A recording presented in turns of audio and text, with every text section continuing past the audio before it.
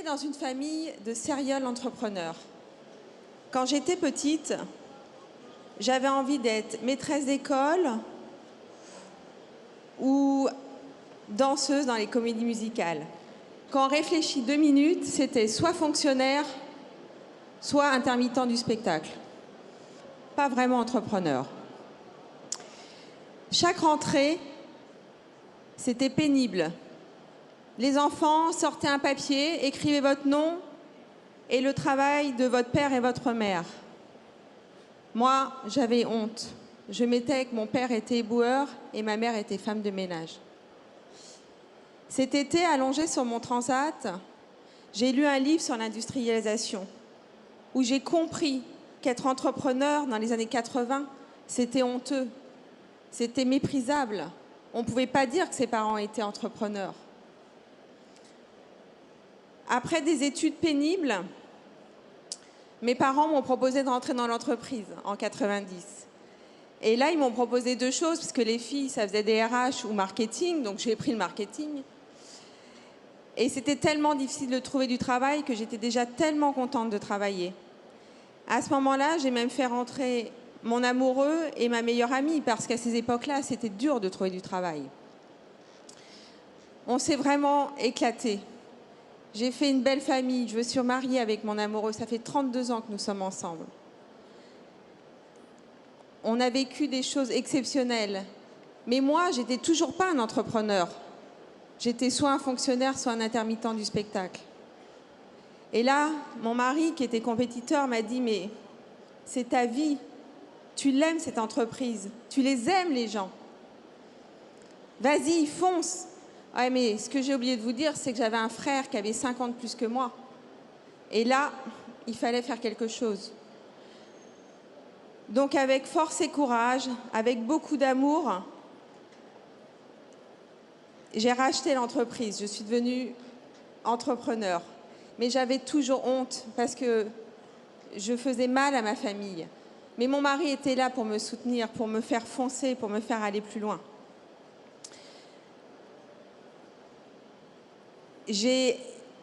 Nous avons racheté l'entreprise en 2005.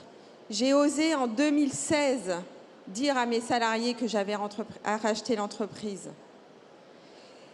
En 2016, j'ai réussi à dire à mon frère que je devenais le président. Donc mon frère a quitté le groupe. Et en 2017, la joie arrive. En 2017, j'intègre la French Fab. Et c'est la première fois que je vois fierté de produire en France, fierté d'être un industriel. Mais quelle joie de rentrer dans ce groupe et de sentir cet amour, cette force. Ces rencontres m'ont inspirée. Il était juste de produire en France. Et tout ce que j'avais vécu depuis des années disparaissait. Ça voulait dire que de travailler en France, d'être entrepreneur, d'aimer ses salariés, d'embaucher des gens, c'était bien. Waouh, vous vous rendez compte, c'est des années 90 à 2017 où j'ai senti cette fierté de produire en France. En 2018, mon fils aîné nous demanda d'intégrer le groupe. Janvier 2019, la catastrophe. Notre fournisseur, le groupe Arjowiggins, dépose le bilan. Notre société, du coup, ne pourra pas péricliter si nous ne faisons pas une offre de rachat. Mais là, petite question, on fait 35 millions d'euros de chiffre d'affaires, c'est une société qui fait 40 millions, comment on rachète quelqu'un de plus gros que soi? Et bien là, toujours ce couple qui a beaucoup d'amour, on se serre les coudes et on y va. 3 mois après, nous avons eu la bonne nouvelle, la papeterie Le Bourret était à nous. En une nuit, nous sommes passés d'une PME à une ETI. Alors ça, je peux vous dire que c'est assez sympathique parce que, bon, vous changez un peu de microcosme.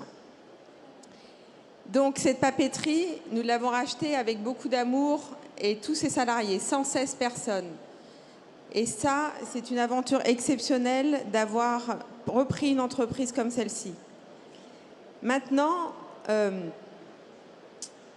aujourd'hui, après avoir passé tous ces moments, les gilets jaunes, 10% de perte d'activité. Après, il y a eu le Covid, on a perdu 90% de notre activité. Et aujourd'hui, le pire arrive pour nous. Nous faisons 45 millions d'euros de chiffre d'affaires à la papeterie Le Bourret. On nous annonce de l'énergie à 40 millions. Donc, Monsieur le Président, je vous ai entendu, mais je vous en supplie, ne cassez pas mon rêve, parce que j'ai oublié de vous dire quelque chose. Le rêve de ma famille, papa, si tu m'entends, c'était de racheter la papeterie Le Bourret. Donc, papa, je l'ai fait. Nous avons réalisé ton rêve. Donc maintenant, Monsieur le Président, je vous en supplie, ne cassez pas notre rêve. Aidez les entrepreneurs français à réaliser leurs rêves. L'énergie est un véritable souci pour les ETI françaises et les PME. Aidez-nous. Et j'ai envie de rester sur quelque chose de plus joli sur la fin. Quand j'étais petite, ma maman me faisait toujours regarder les papillons. Donc je comprends pourquoi aujourd'hui je suis ici. C'est pour vous dire qu'il y a des papillons bleus, jaunes, rouges, de toutes les couleurs. Et moi, ce que je vous souhaite, la musique va monter, je vous souhaite une drôle de vie et je vous aime tous.